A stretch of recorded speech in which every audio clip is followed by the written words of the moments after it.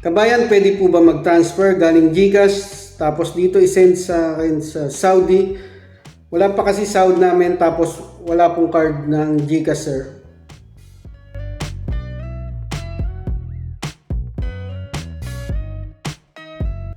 Yo, what's up mga kabayan? And long time no see mga kabayan.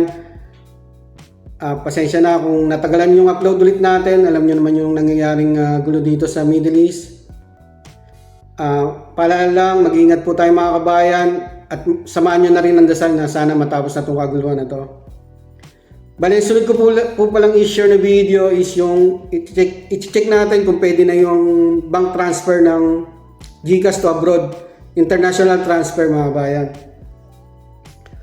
Papasahan natin yung BARC account ko dito, GCash to BARC account. Kahit wala nang GCash card siguro, dito na sa app mismo.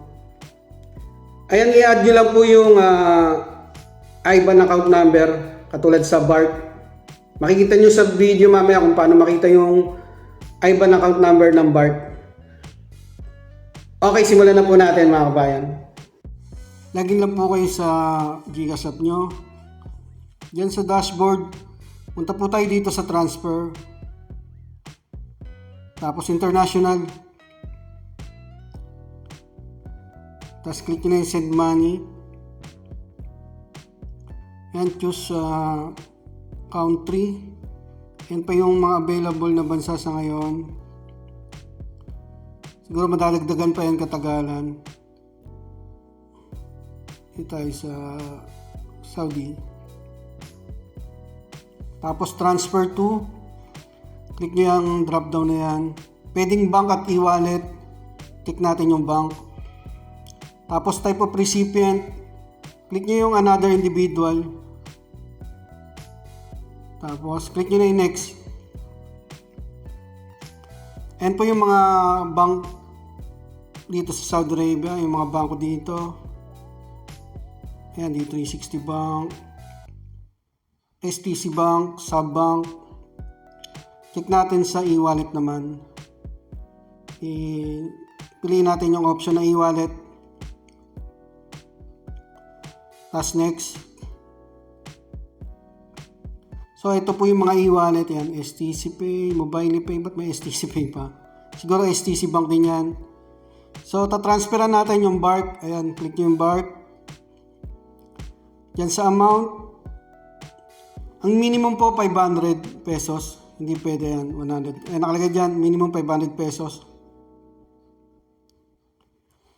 Ang katumbas niyan 31.31 Saudi Riyal. Depende po sa palitan mga kabayan. Ayan dyan. Ayan, tapos click nyo na yung next. Ayan, yung dyan na tayo mag-add ng IBAN. Yung IBAN ng BARC natin. Lalagay natin dyan sa pangalan natin. Punta muna tayo sa BARC app natin. Lagin lang kayo sa BARC nyo. Ayan, may dalawang option po. Pwede makita yung IBAN account natin. Pwede sa add money, pwede rin dito sa accounts. Dito lang tayo sa accounts. Tapos account details. I-copy nyo po ito, itong maraming number. Click nyo yan, copy. Tapos ito. Tapos copy link. Tapos punta na kayo sa GCash ulit. I-paste nyo na dyan yung IBAN account number. Ayan, naka-paste na siya. Kasunod naman yung ano muna natin, apelyido muna, yan, last name. Tapos pangalan, wala na pong middle initial yan, middle name yan. Tapos purpose of remittance, click nyo na yan. Family support. I-double check nyo po yung IBAN kung tama. Pati pangalan nyo. Pag okay na, click nyo na yung send money. Ayan, transfer summary. Makikita nyo dyan kung magkano, pati yung exchange rate. Tapos yung wala pong charge, convenience fee 0. So, depende po mga kabayan. Hindi ko po sure kung sa ibang bansa or sa ibang banko or mobile wallet may charge. I-click nyo na tong box na to. Tapos click nyo na yung pay. Ayan, processing transfer na siya. Ayan na yung pinaka transaction receipt natin sa galing Gcash. Download natin yan. Tapos, makaka-receive din po tayo sa email natin galing Gcash. Ayan, pending bank validation, BARC. Parehas din ng resibo kanina. Check natin sa BARC natin kung gaano ba kabilis din siya. Ayan, dumating na din po kagad mga kabayan. Naka-receive rin po tayo ng SMS.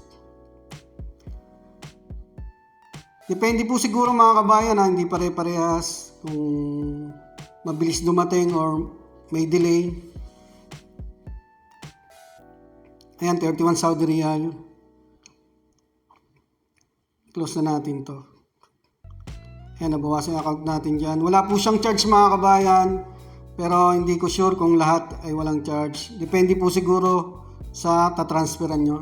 Kasi yung BARC sa D360 online international transfer ay wala pong charge. Ayan, nakalagay din po dyan yung transaction nyo sa Gcash.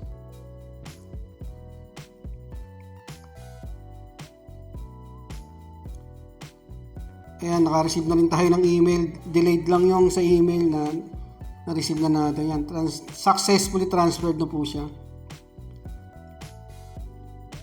So, ganun lang po mga kabayan kung paano mag-transfer international Gcash to abroad mga kabayan. Lagi po kayong mag-iingat sa paggamit ng online transfer apps. Isisecure nyo yung details nyo, yung OTP, huwag nyo pong bibigay kahit kanino. At saka yung mga nagme-message sa messenger, huwag nyo na pong sasagutin mga kabayan. Mga scammer po yun. Maraming po salamat.